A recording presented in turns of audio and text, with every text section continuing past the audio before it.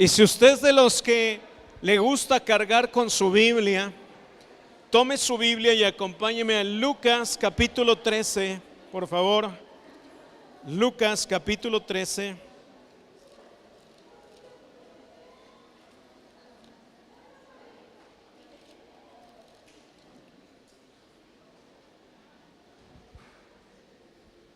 Lucas 13, verso 10. De las cosas que más me encantan del Señor Jesús es lo que usted va a ver en este versículo. Tenemos al Señor Jesucristo concentrado en su enseñanza. Él no procuraba ser elocuente. Él tenía una intención mucho más profunda que el decir palabras. Y aquí tenemos al Señor Jesús poniendo como prioridad algo que a todos creo que nos interesa el día de hoy. Vea lo que dice el versículo Lucas 13:10. Dice: enseñaba Jesús en una sinagoga en el día de reposo. Versículo 11 dice lo siguiente. Mejor acá porque allá van muy lentos, ¿verdad?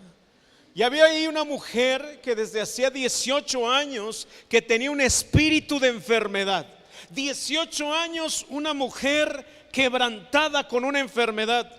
¿Sabe lo que es vivir con una enfermedad? Yo creo que la mayoría de nosotros hemos convivido con personas que han estado convalecientes por mucho tiempo.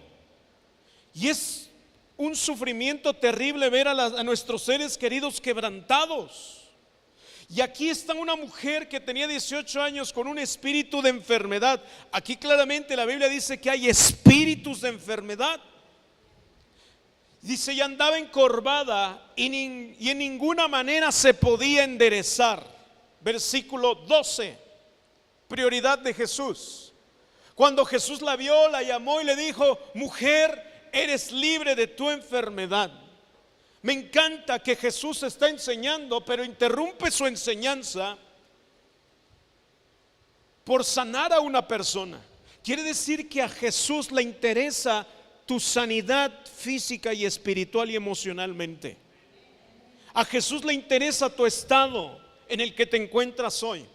Le interesa que tú seas una persona sana, que estés sana física, emocional y espiritualmente.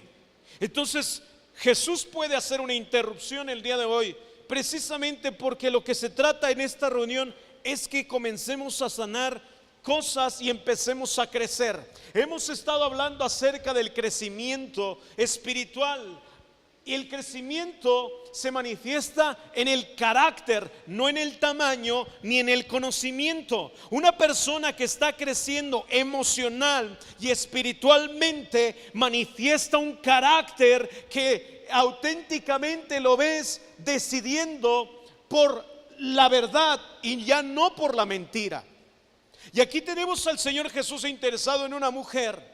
Ahora, hace 8 días hablamos de las diferentes etapas. No sé si tiene la imagen de las etapas, pero hablamos de 5 etapas distintas hace 8 días. La primera etapa, yo creo que les sería bueno repasarla. Permítanme, déjenme mencionarlas yo aquí.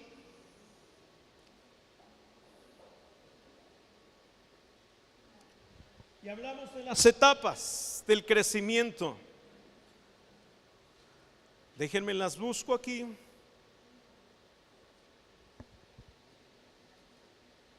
Ahí están, ya las tiré en la pantalla.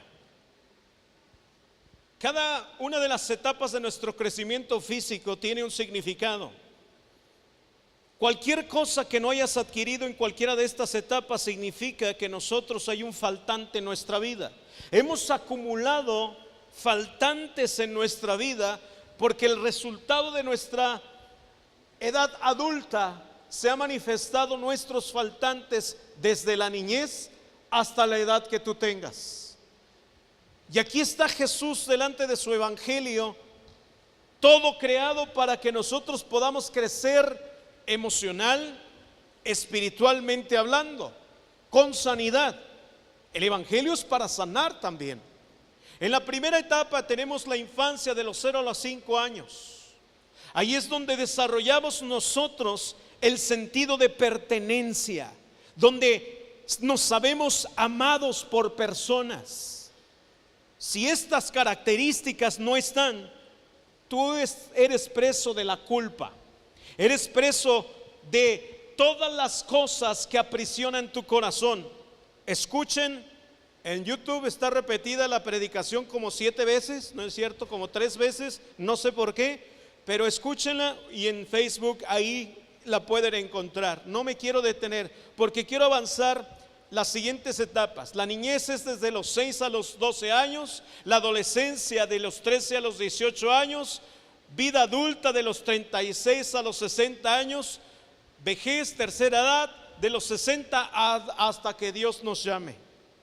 Cada una de estas etapas son importantes porque hay un crecimiento, un aprendizaje y tienen un propósito específico. Hoy hablaré acerca de la segunda etapa. Vayan conmigo, por favor. Ahora sí, ¿me ayudas con la frase que te pedí que pusieras, por favor?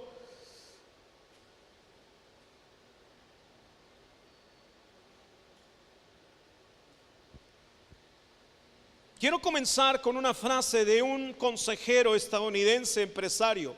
Este hombre se llama Bernard Baruch. Es un hombre de negocios y consejeros de los presidentes en los Estados Unidos.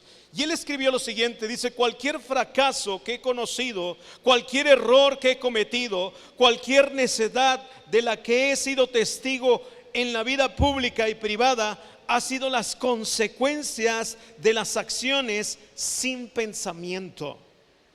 La consecuencia de mis acciones, mis errores, han sido consecuencia de cosas que no he pensado. Esto me lleva a hacerme diferentes preguntas, y si tú eres de los que hace anotaciones, te voy a pedir que anotes estas preguntas, porque es tu tarea. Esto es lo que va a ser diferente de las predicaciones. Hoy te voy a dejar tarea, y esta tarea tiene que ver con tu persona. Así es que te voy a hacer por lo menos 3 preguntas, 2 preguntas y una afirmación. ¿Estás listo? Los que anotan. Número 1, ¿qué cosas no estoy atendiendo dentro de mí que demuestran que soy una persona inmadura? ¿Qué cosas no estoy atendiendo dentro de mí que demuestran que soy una persona inmadura? Ponte a pensar, por favor. Digamos, tengo entre los 18, 20 o 30 años de edad, tienes 40, 60 años, pero tu edad no garantiza tu madurez. Si hay un faltante en tu vida, que no adquiriste carácter en cualquiera de estas etapas, significa que es momento de madurar y adquirir carácter. Entonces, ¿qué áreas en tu vida manifiestan? ¿Qué áreas en tu vida manifiestan que no eres una persona madura? Quizás eres una persona que de todo haces un berrinche. No te gusta cómo la gente hace las cosas. No te gusta que te digan la verdad. Empiezan a hablar de la verdad o de ciertos temas que tú quieres evadir, y simplemente tú das un paso hacia atrás en tu corazón y en tu mente, e inmediatamente comienzas a usar tu caparazón para esconderte de tu responsabilidad. Eso manifiesta que tú eres una persona inmadura, porque las personas maduras tienen la capacidad de oír, aunque pueda doler lo que te están diciendo. ¿Están aquí conmigo? Entonces, la primera pregunta: ¿qué cosas no estoy atendiendo dentro de mí que demuestran que soy una persona inmadura? Número 2, ¿lo que yo hago determina lo que soy? Pregunta número 2 que te tienes que hacer: ¿lo que yo hago determina lo que yo soy?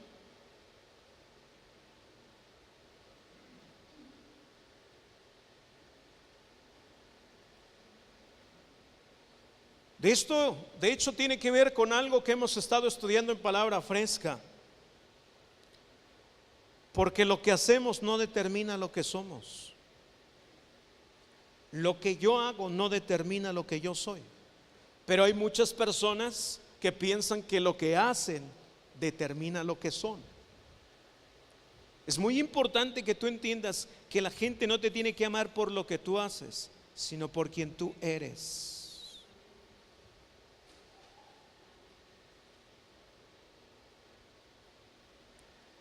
Y esto nos da a entender que podemos estar con Dios y seguir ignorando algunas cosas en nuestra vida. La vida cristiana no se trata de venir a la iglesia los domingos, se trata de sanar, liberarnos, crecer y avanzar. Ahora quiero hacer una tercera afirmación, no es una pregunta. Las cosas que hago sin pensar, número 3, las cosas que hago sin pensar manifiestan que ignoro demasiadas cosas que pudieran ayudarme a crecer. En otras palabras, creo que sé demasiado y estoy conforme. Recuerda que el día que dejas de aprender, ese día dejas de ser discípulo. ¿Me ayudas con un poquito más de volumen?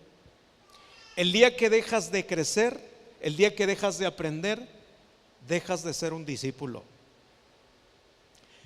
Toda la vida vamos a ser discípulos eternos.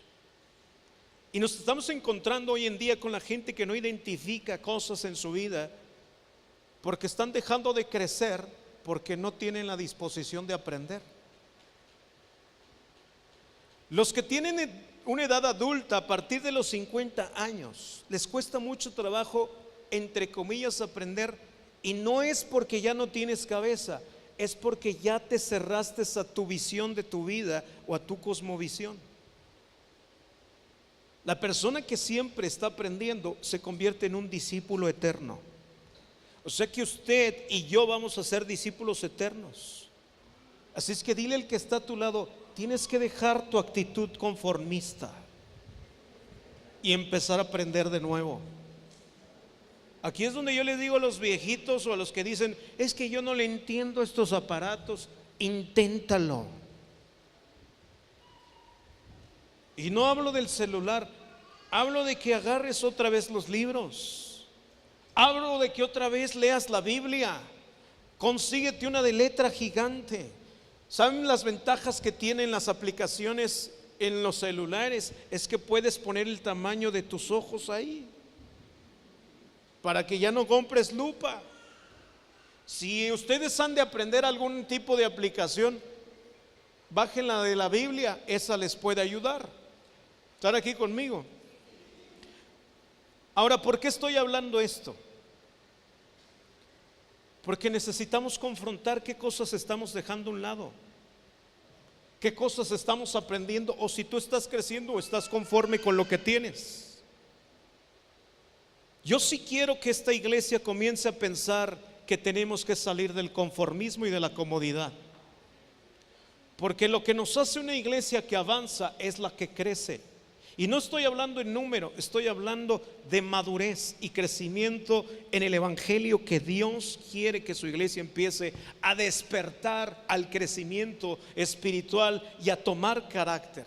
Ahora voy a lo siguiente. Vamos a ver ahora sí la niñez, de los 6 a los 12 años.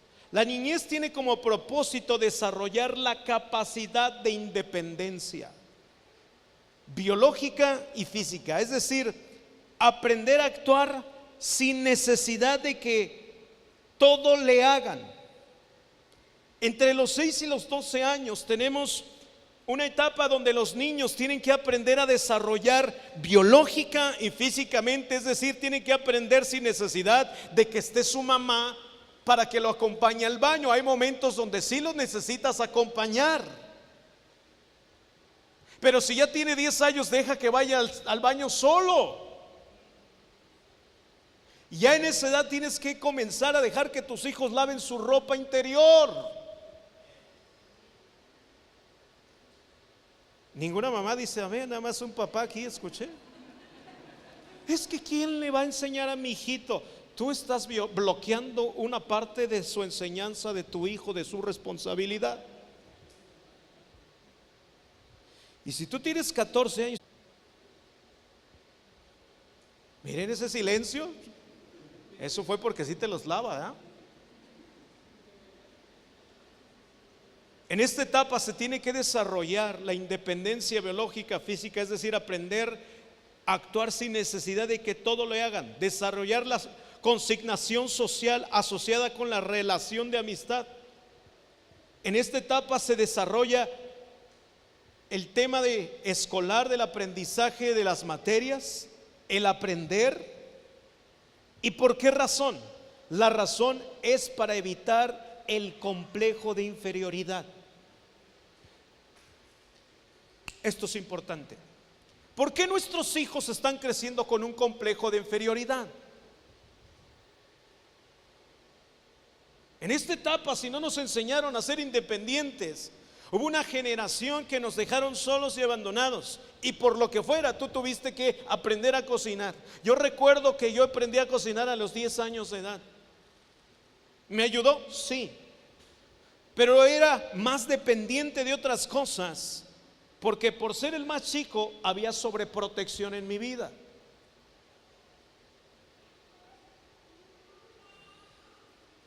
Muchas veces pensamos que la sobreprotección es algo que de verdad nos ayuda. No, realmente te están quitando la capacidad de desarrollar amistad y de desarrollar valentía. Entonces, si no desarrollaste esto, tú entras a un complejo de inferioridad.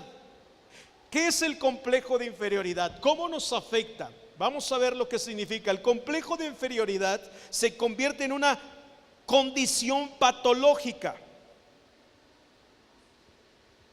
Cuando esa sensación de inferioridad nos abruma, en vez de estimularnos al desarrollo, hay un retroceso. El complejo de inferioridad afecta la imagen de las personas. Es incapaz de lograr determinadas metas. Una persona con un complejo de inferioridad no desarrolla metas. Siempre está pensando en que alguien le tiene que decir qué hacer.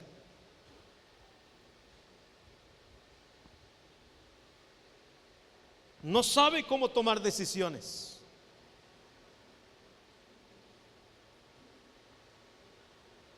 No sabe actuar en público.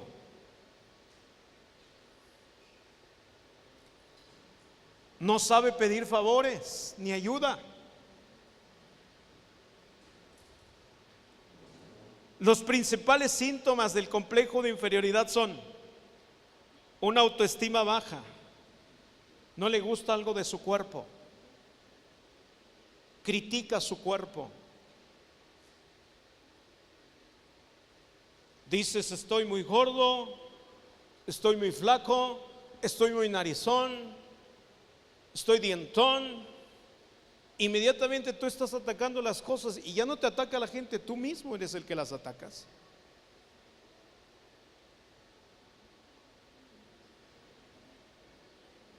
Hay una escasa autoestima.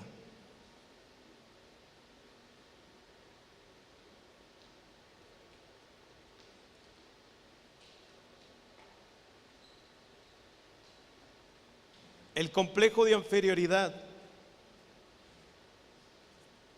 evita que tú seas una persona que crea metas y no puedas tomar decisiones por ti mismo.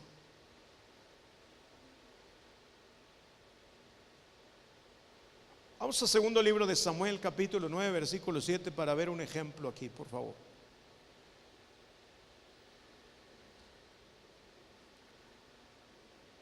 ¿Qué tan afectivo, qué tanto afecta el complejo de inferioridad? ¿Y qué dice la Biblia acerca de esto? Una persona con un complejo de inferioridad está lesionada en su alma, no sabe recibir, le cuesta trabajo. Y en el segundo libro de Samuel tenemos un ejemplo de Mefiboset. David está delante de él, le extiende misericordia, dice: no temas, pues en memoria de tu padre Jonathan he decidido beneficiarte. Voy a devolverte todas las tierras que pertenecían a tu abuelo Saúl, y de ahora en adelante te sentarás a mi mesa. El complejo de inferioridad solamente puede sanar cuando Cristo extiende misericordia sobre las personas. para cubrir tu vergüenza. La inferioridad, Dios la sana a través de extender gracia en nuestras vidas. ¿Cuántos de ustedes han padecido el complejo de inferioridad? ¿Se ha sentido menos que todos los demás? El complejo de inferioridad es personas que saben que no desarrollan, tú te sientes incapaz, no te sientes bueno para las matemáticas, sientes que no eres bueno para ninguna de las cosas de las que tú crees, y precisamente se está reflejando en que no tienes metas. Qué triste es ver adultos sin metas todavía. Qué triste es ver adultos. En la semana tuvimos una plática con unas mujeres en Oriente y hablábamos de estas cosas, porque nos preguntaban a nosotros como pastores: pastor, ¿por qué las personas ya en edad adulta cambian, se vuelven más enojones? Las señoras a partir de los 60 años de repente como que son más orgullosas, no se dejan ayudar y están ahí batallando con estas cosas. Le digo, pues pueden ser muchos factores. Uno de ellos es que no sanaron nada en su vida, recuerdan solamente las cosas malas que les pasaron, y su caparazón y su enojo, su orgullo, se están protegiendo a sí mismas, y a veces su enojo manifiesta que no pudieron desarrollar cosas importantes en su vida. Por eso comencé con un versículo de una mujer que tenía 18 años sin poder lograr algo porque estaba encorvada, y Jesús sí se presenta para decir: tú tienes la oportunidad de salir en este momento sano de este lugar.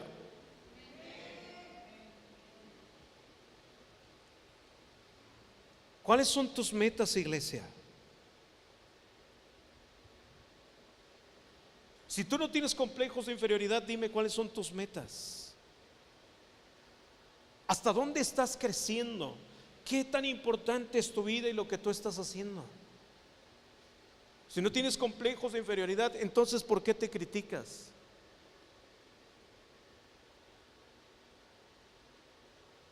Colosenses capítulo 3 versículo 16. Vamos a ver qué dice Pablo.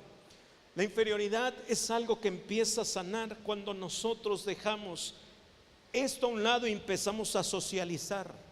La inferioridad no se acaba porque te den aprobación, sino porque estés con personas a tu lado y rompas, que determinadamente en tu carácter comiences a hacer amistad con personas de las cuales te has alejado. Y dice Pablo en Colosenses capítulo 3 versículo 16: la palabra de Cristo mora en abundancia en vosotros. ¿Me puedes poner la 60?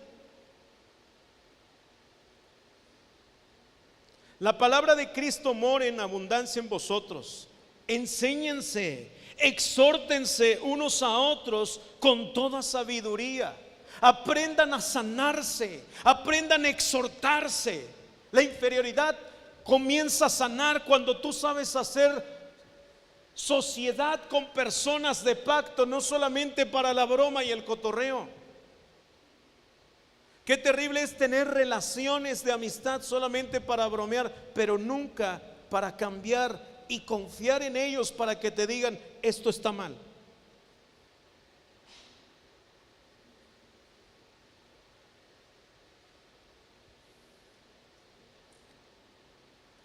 ¿Por qué estoy hablando de esto? Porque aquí hay muchas relaciones así. De repente hay gente que a mí no me quieren de amigo porque saben que de repente vamos a tener ese tipo de pláticas incómodas, y la gente prefiere huir. Hay gente que prefiere solamente la broma. Pero ¿cómo voy a sanar la inferioridad? Lo que critico de mi misma persona, si no sé socializar, no solamente para bromear, sino para sanar. Hay momentos que tú necesitas personas que te ayuden a sanar el complejo de inferioridad. No sé si me estoy explicando. ¿Están aquí conmigo? Están quedando así viendo medio raros, pero bueno, intentaré seguir. Pablo dice: la palabra de Cristo mora en abundancia entre ustedes. Enséñense, exhórtense unos a otros con toda sabiduría, cantando con alegría en sus corazones al Señor salmos, himnos y cánticos espirituales. Versículo 17. Y todo lo que hagan sea de palabra, de hecho, y hacerlo todo en el nombre del Señor Jesús, dando gracias a Dios Padre por medio de Él. En la época del Señor Jesús encontró una cultura de personas que solo usaban la inteligencia lógica. ¿Qué es eso? ¿Qué es la inteligencia lógica? La inteligencia lógica es el pensamiento o el razonamiento inductivo a la hipótesis. Es decir, la gente decía, vamos a usar la inteligencia lógica para resolver los problemas. Vamos a ver qué resultados tenía. ¿Quieren ver? Ok, aquí Jesús en Mateo capítulo 5, versículo 4, en la versión El Mensaje, Mateo 5, versículo 43 al 47. Voy a ponerles la versión El Mensaje aquí en la pantalla. Me encantó lo que dice este versículo. Lo lógico es defenderse de aquellas personas a las que te hacen mal. Jesús dijo no. El pensamiento lógico y raciocinio no sirve para sanar y salvar relaciones. Lo que sirve entonces es estudiar lo que Jesús dijo, procurar el aprendizaje en las palabras y trabajar en las relaciones. Mateo capítulo 5, versículo 43 al 47. Usted está familiarizado con la antigua ley escrita. La ley escrita. Y Jesús dice, ama a tu amigo y odia a tu enemigo. Te desafío a algo, a que ames a tus enemigos. Deja que saquen lo mejor de ti, no lo peor. Cuando alguien te haga pasar por un mal rato, responde con los movimientos flexibles de la oración, es decir, humíllate. Porque entonces estarás trabajando desde tu verdadero ser, tu ser creado por Dios. Esto es lo que Dios hace. Fíjate lo que Dios hace. Él da lo mejor de sí, el sol para calentar y la lluvia para nutrir a todos, sin importar lo bueno o lo malo, lo agradable y lo desagradable. Si todo lo que haces es amar a lo adorable, ¿esperas alguna bonificación por eso? Cualquiera puede hacer eso. Si simplemente saludas a quienes te saludan, ¿esperas una medalla por eso? Cualquier pecador común y corriente hace eso. Jesús les dijo algo a sus discípulos. Si ustedes usan el pensamiento lógico, ustedes van a seguir actuando de la misma manera, aunque estén escuchando algo diferente de mí. Lo que quiero en ustedes es que cada uno de ustedes, a través de estos versículos, se ponga metas de actuar de una forma diferente a la que está acostumbrado. Tu lógica te dice, si alguien te hace algo malo, yo te digo, ámalo, no lo odies. Eso te hará diferente. La lógica te puede decir, véngate de él. Y Jesús está diciendo otra cosa. Jesús está diciendo, te desafío a que hagas algo distinto a lo que sientes. Te desafío a que hagas algo distinto a lo que sientes. Desarrolla metas de aprendizaje de lo que digo, no solamente escuches. Me encanta que Jesús no se queda solamente conforme con que la gente lo escuche. Por eso te preguntaba, ¿cuál es tu meta durante los próximos años de lo que has escuchado de parte de Jesús? Estamos llegando a ser una iglesia que nos conformamos con lo que escuchamos, y lo que tú escuchas, si no lo practicas, se convierte en un aprendizaje que no te sirve para nada. Pero Jesús estaba llevando a sus discípulos y a sus oyentes a decirles esto: desarrollen metas de cómo van a implementar estas cosas. El pensamiento lógico nos dice, vénganse, pero yo les digo, no se venguen. Actúen de una manera en la que si alguien te hizo algo mal, ámalo. Sé intencional. Invítalo a tu casa. Siéntate con él. tómate un café, abrázalo, muéstrale cuánto le amas. Eso te hace diferente.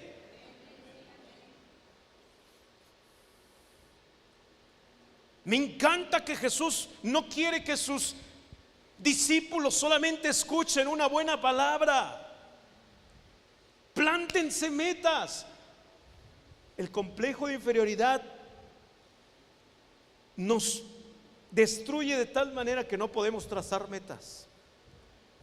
Así que el desafío de este domingo es: trázate la meta de ser distinto durante toda esta semana, actuando en oposición a lo que sientes. Ese es el evangelio. Y para esto se necesita carácter.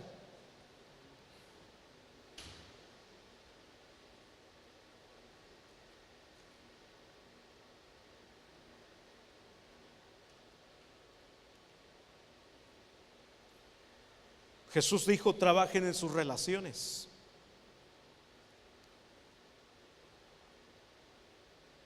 Jesús llevó a sus discípulos a no tener miedo a la oposición de tener que enfrentar a sus enemigos con amor.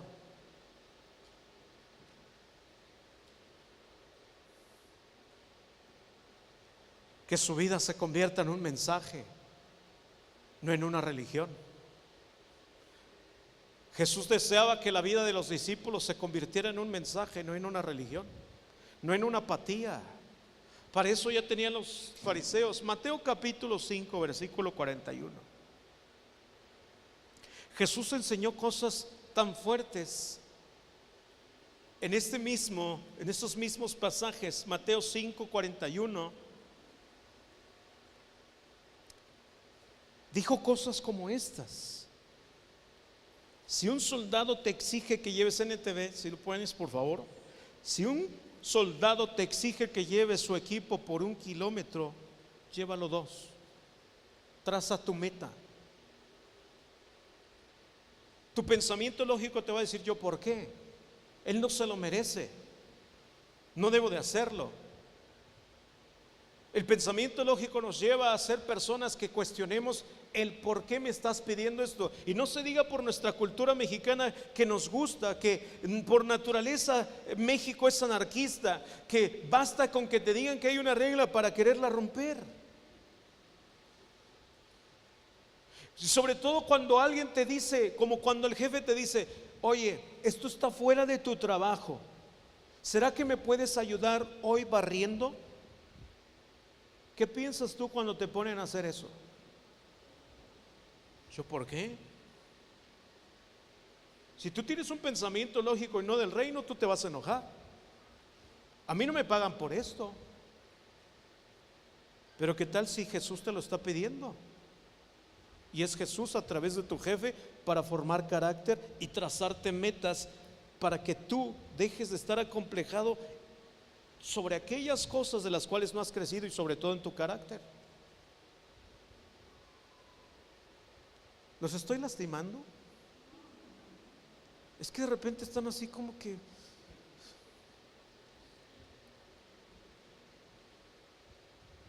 Si alguien te pide en esta semana hacer algo así, hazlo 2 veces, no solamente una vez. ¿Qué cosas tan raras Jesús dijo? No, trácense metas y vayan un paso adelante de lo que sienten. ¿Quieren salvar su alma de lo que ustedes piensan, de su pensamiento lógico? Rompan con sus patrones de lógica.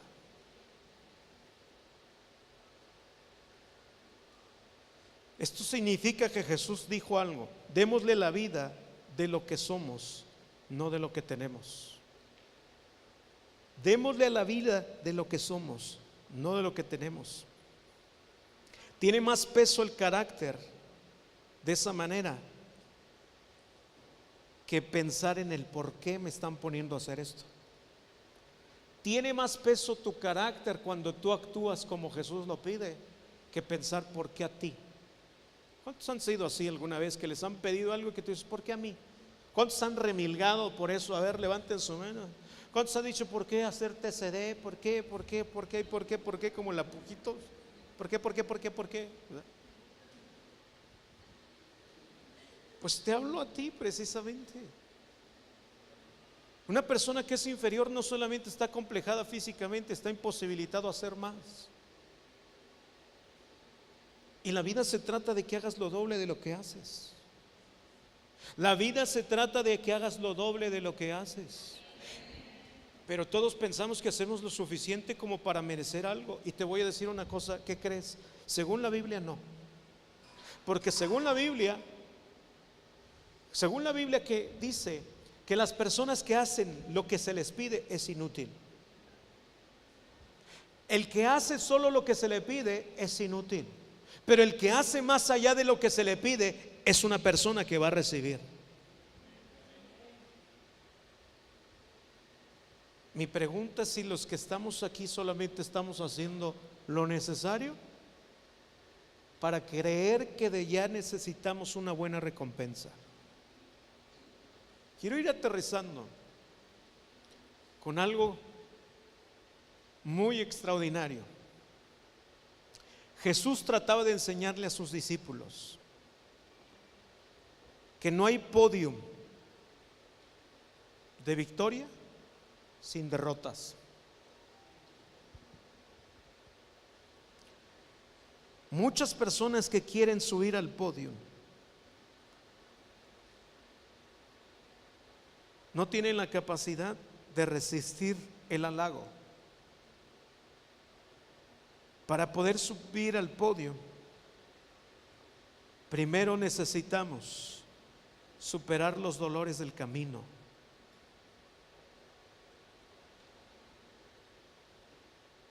Muchas personas se rindieron ante los primeros obstáculos y no lograron llegar al podio. Mateo capítulo 17, versículo 22. ¿Me ayuda, John, por favor?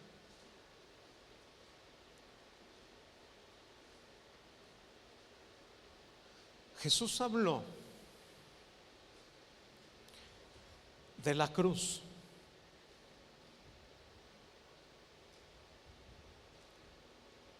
Con carácter y con determinación, diciendo que la cruz era el podio donde él iba a exponer su victoria, no su derrota. La cruz iba a costar dolor. ¿Por qué Jesús habló antes de su muerte? Porque estaba anticipando a los discípulos para que ellos entendieran que no hay victoria sin dolor, no hay crecimiento sin dolor y no hay avance no hay crecimiento en el carácter sin que pases por lo que estás pasando. Crecer duele, madurar duele y avanzar también. Jesús dijo algo así. Mateo capítulo 17, verso 22. Luego, cuando volvieron a reunirse en Galilea, Jesús les dijo: el Hijo del Hombre será traicionado. ¿Cómo creen que Jesús habló de esto? Miren,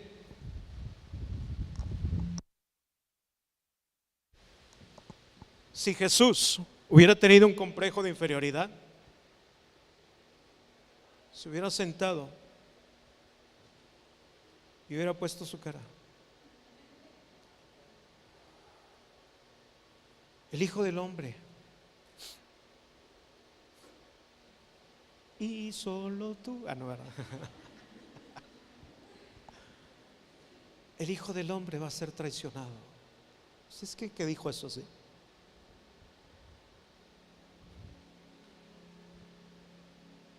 Estaba hablando de sus dolores.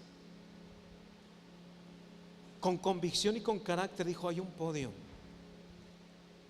Él lo escuchaba, él lo sentía. Haz de tus complejos un momento de preparación para tu victoria.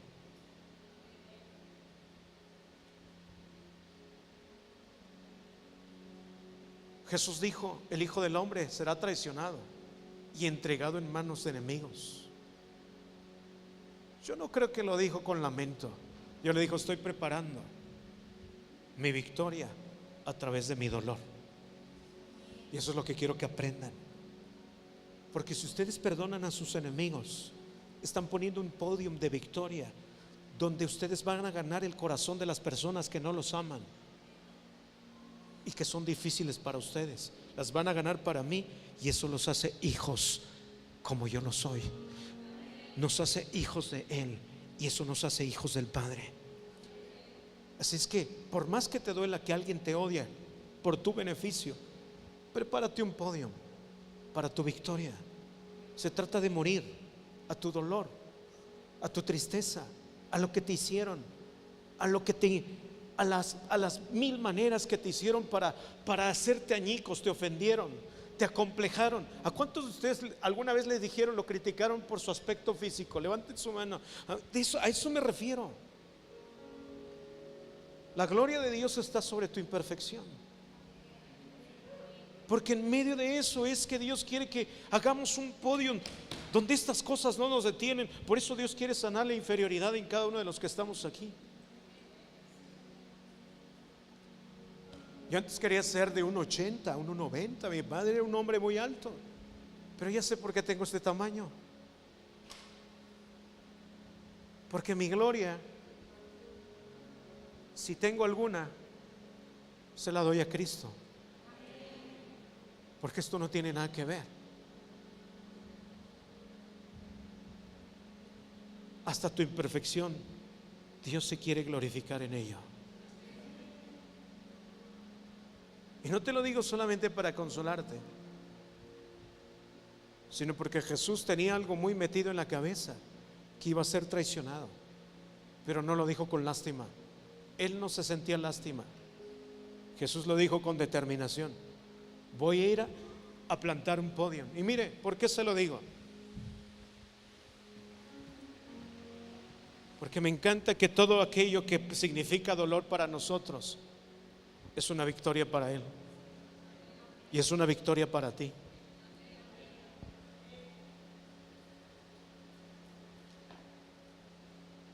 Jesús construyó un podio usando la cruz como su victoria sobre la muerte. Vea lo que dice Juan 11:25.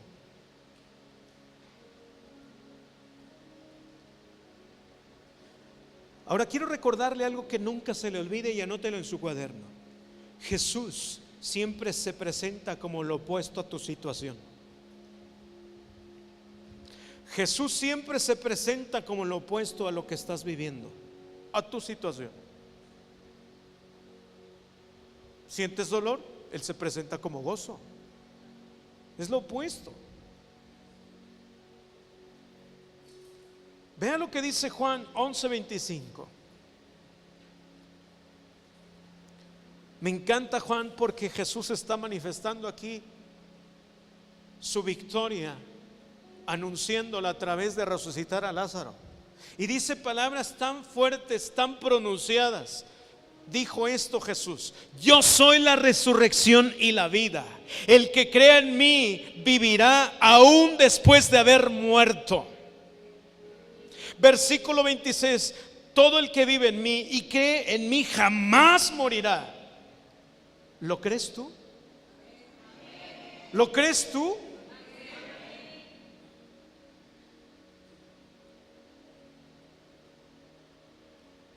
Jesús le estaba diciendo a la gente: la cruz no es mi derrota, es el podio de victoria. La primera etapa significa dolor, pero en cuanto pase esto, yo soy la resurrección y la vida. Esto es para ustedes. Les estoy construyendo el podio de victoria que los va a sacar de sus complejos de inferioridad. Por eso es que Jesús nos pide que la iglesia tenga metas, que los discípulos no se queden ignorantes, que tomen otra vez la palabra, que conozcan qué significa que Jesús haya vencido en la cruz del Calvario. Significa que la inferioridad el dolor, la tristeza, la ansiedad, la depresión, los dolores, cualquier tipo de cosas por las que estés pasando, significa que Jesús ya venció en la cruz del Calvario todos los aspectos de la muerte, todas las obras de la muerte y todo lo que la muerte viene a corroer en nosotros. Significa que si estamos pasando por algo que nos duele, del cual no me gusta, pero me va a hacer crecer, significa que Dios me va a levantar un podio en donde yo creo en que Jesús es la resurrección y la vida. Qué importante es que un cristiano confiese que Jesús es nuestra resurrección.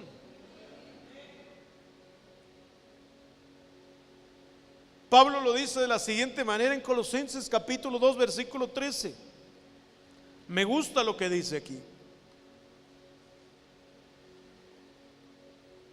Ustedes estaban muertos a causa de sus pecados y porque aún no les había quitado la naturaleza pecaminosa. Entonces Dios les dio vida con Cristo al perdonar todos nuestros pecados. Versículo 14.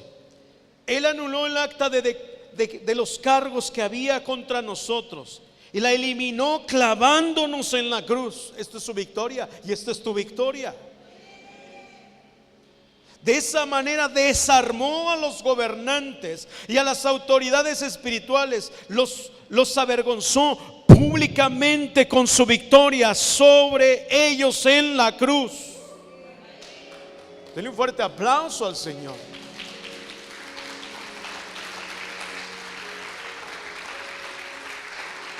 ¿Qué significa esto? ¿Qué tiene que ver con los que me odian? Significa que tú ya venciste. Significa que si la iglesia se traza metas, va a empezar a crecer a través de su sufrimiento y del dolor. Que tu meta sea en esta semana amar a los que no te aman. Si me invitas a comer, ya sabré por qué.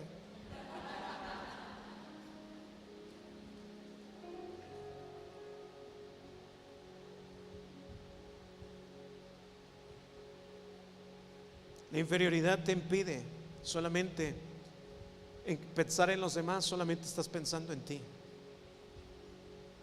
No creas que la inferioridad simplemente ataca lo que no te gusta de tu persona. No puedes avanzar. Siempre dependes de que otros hagan algo por ti. Eso no es el evangelio. El evangelio es que la iglesia haga todo por los que lo necesitan. Y si tú tienes años de cristiano y todavía quieres que te traten como si fueras un bebé espiritual, discúlpame, pero perdóname, te vamos a amar, a abrazar, pero no te vamos a tratar así. No seas un chabelo, ya todo viejito, arrugado, y quieres que te traten como chavito. No, es momento de que tú comiences a trazarte metas de sanar. Vence a la muerte con la victoria de Cristo.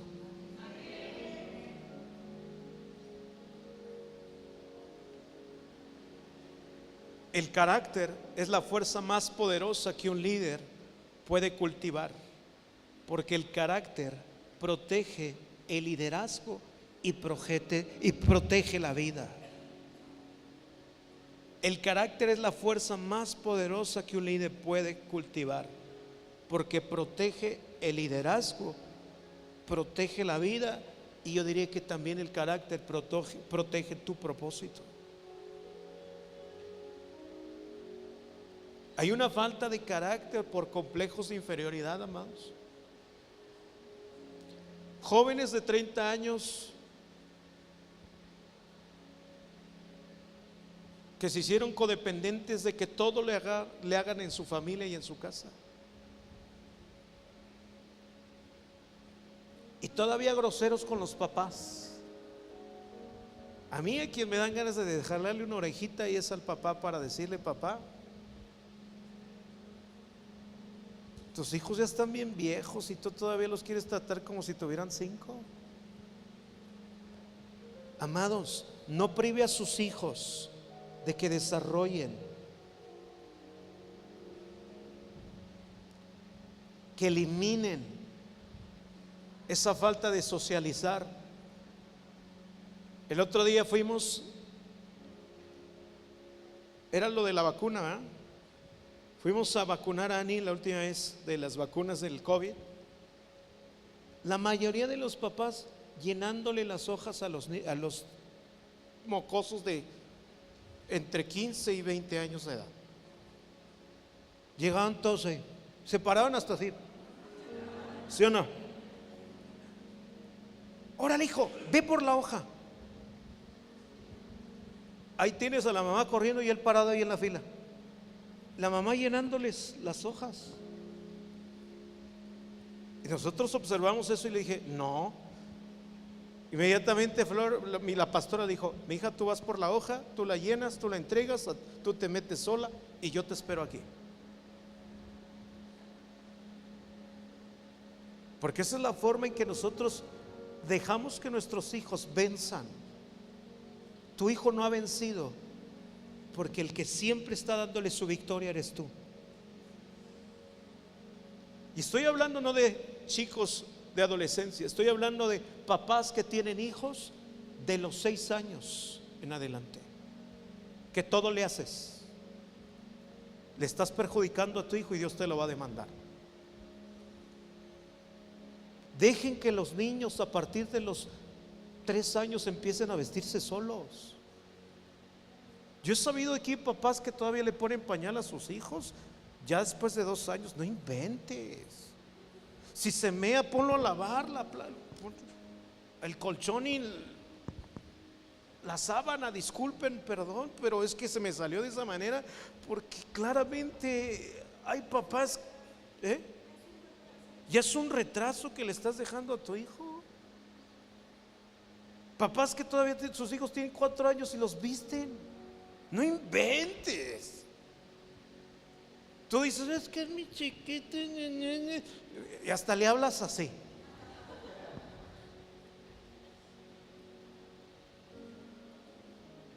Si tu hijo ya sabe decir coca, ya ponlo a lavar trastes. ¿Qué es lo primero que ya ahorita ya aprenden? ¿Sí o no? Ya no dicen papá, mamá, coca. Ya.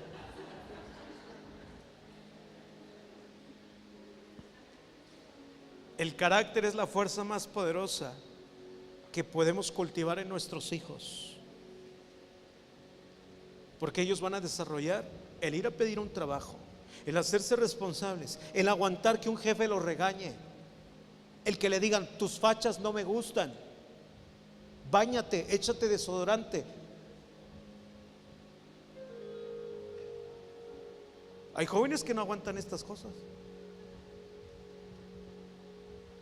Lávate los dientes.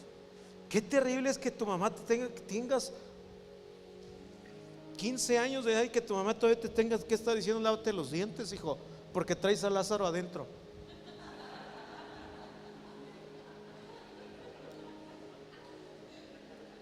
O sea, no inventes. Que tu mamá te tenga que estar recordando que te laves las patas, que te bañes. Sí, papás, viven en tu casa, yo lo sé, pero que hagan esas cosas en tu casa, tú estás permitiendo inmundicia en sus vidas. Fuera de broma ya. Hay espíritus de inmundicia que vienen porque los hijos no se bañan. Papás, báñense también. Inventen. Yo he sabido de unos que no se bañan. No es cierto. La única manera de ser inferiores es no aceptar lo que Jesús hizo en la cruz del Calvario. La única manera que la iglesia siga siendo inferior es que no conozca lo que Cristo ha hecho en la cruz del Calvario. Solo somos inferiores si no tomamos la cruz cada día. Cierro con este versículo, Mateo capítulo 16, verso 24.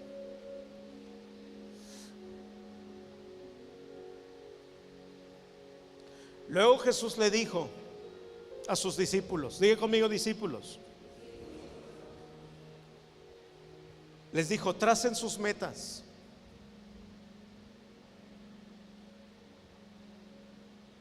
Si alguno de ustedes quiere ser mi seguidor,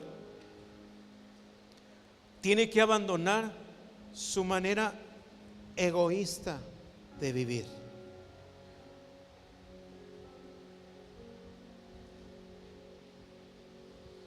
Si alguien quiere seguirme de verdad, tiene que abandonar su manera egoísta de vivir. Tomar su cruz y seguirme. ¿Puedes poner el mismo versículo en la 60? Entonces Jesús le dijo a sus discípulos: si alguno quiere venir en pos de mí, niéguese a sí mismo, tome su podio, construya su podio para empezar a levantar la mano y ser un victorioso. Tome su cruz todos los días, sígame. Cargar la cruz no significa aceptar el dolor, sino lograr vencer el dolor, no pensando en una lógica, sino obedeciendo lo que dice su palabra. La inferioridad sale cuando la gente obedece. La inferioridad sale cuando nosotros trazamos metas. La inferioridad sale cuando dejas de criticarte. Iglesia Conquistando Fronteras, Jesús es la resurrección y la vida. El que crea en Él, aunque esté muerto, vivirá. El que crea en Él, aunque esté muerto, vivirá. ¿Por qué? Porque Jesús ya venció y te dio una victoria a ti. El podio no está diseñado. Por eso Jesús no dijo: ustedes súbanse todos los días y van a ser de la misma forma que yo crucificado. Tomen su cruz, cárguenla para vencer. Niéguense a sí mismos. Negarse a sí mismo es que dejes de tener la costumbre de criticarte, de no ser valiente, de usar la inferioridad como un pretexto para no crecer. A partir de ahora, todos ustedes son capaces de hacer cosas increíbles en el nombre del Señor Jesucristo, porque tú tienes el poder del Espíritu Santo y el poder de la resurrección está sobre tu vida. Así es que no puedes seguir pensando de la misma manera, diciendo que no puedes. Deja de decir que no puedes. Deja de decir que no es para ti esto.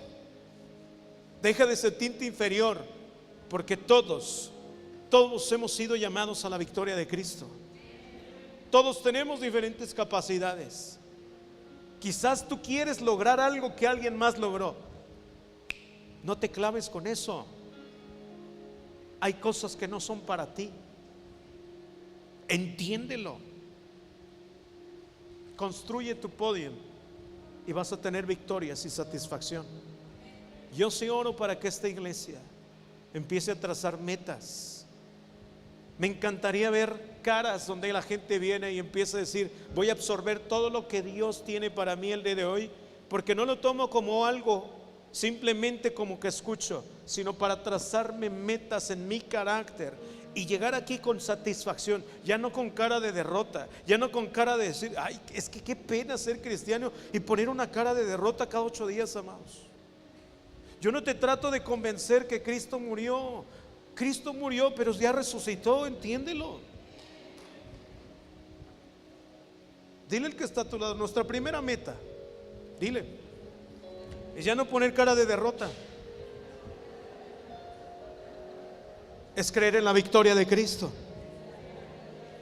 ¿Cuántos dicen amén a eso? Póngase de pie, por favor.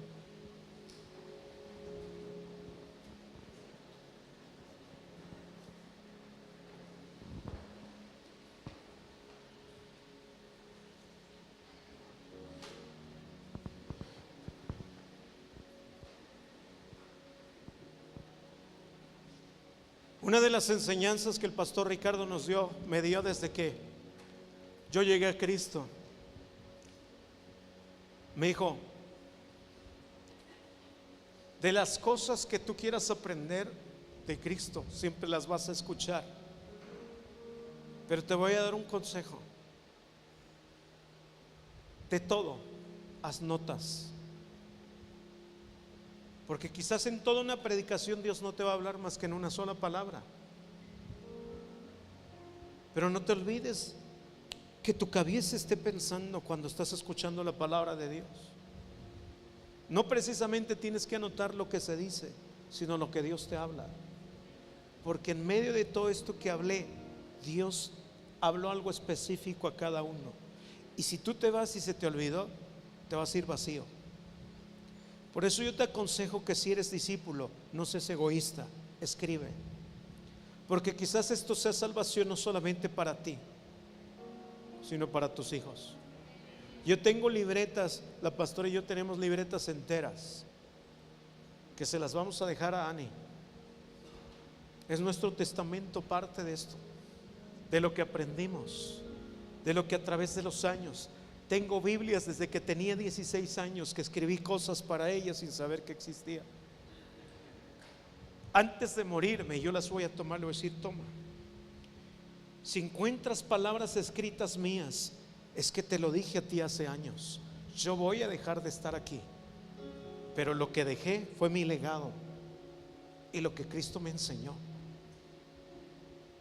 Por eso es que un cristiano que no se traza metas está dejando huérfano a sus generaciones.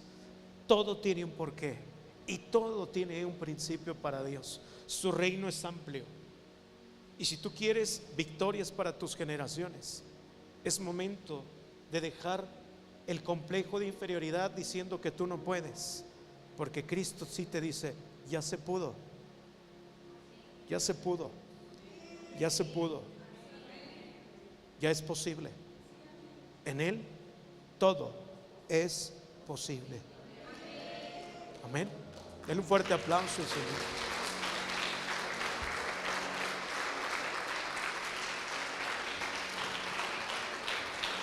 ¿Que no levantas tus manos y empieza a decir: Señor, toda inferioridad sale de mi mente, toda ansiedad, todo nervio, todo aquello que me dice que no puedo, hoy en Cristo todo lo puedo. Todo lo puedo en Cristo que me fortalece. Señor, tomamos tu palabra. Di conmigo: Señor, tomo tu palabra como mi verdad. Hoy tomo mi cruz, dejo de ser egoísta y tomo tu palabra como mi verdad absoluta. Jesús es la resurrección y la vida. Yo creo en Él y viviré para siempre. Es mi derecho legal vivir por la eternidad, porque creo en Cristo. Él es mi Señor, Él es mi Salvador, Él es mi Creador, Él es mi Rey, Él es mi consuelo, Él es mi libertador. En Él hay salvación. Soy salvo. Yo y mi casa seremos salvos. En el nombre de Jesús. Amén.